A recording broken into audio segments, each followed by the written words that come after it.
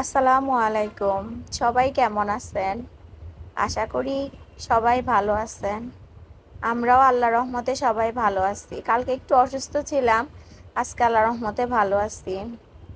আজকে ওর বাবা বাজারে গিয়েছে আর অনেকগুলা বাজার নিয়ে আসছে।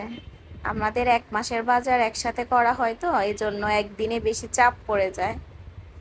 এখানে ইলিশ মাছ আনছে ও, তারপর চিংড়ি মাছ, তারপর রুই, কাতল মাছ, তেলাপিয়া, পাঁচমিশালি মাছ, পাবদা মাছ, তারপরে আনছে ও ছোট চিংড়ি মাছ, বড় চিংড়ি মাছ।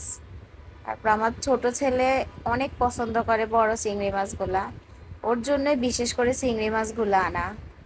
তারপরে ওর বাবা মুরগি নিয়ে আসছে, 12টা নিয়ে আসছে কক মুরগি, আর 5টা হচ্ছে ব্রয়লার মুরগি। তারপরে একটু রান্নার রেসিপি দেখাচ্ছি আপনাদেরকে।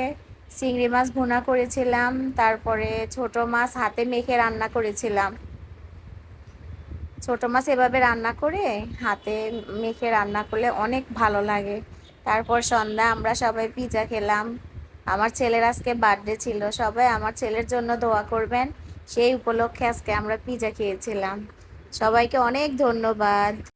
সবাই আমার চ্যানেলটাকে লাইক, কমেন্টস, শেয়ার এবং সাবস্ক্রাইব করে দিবেন। ধন্যবাদ।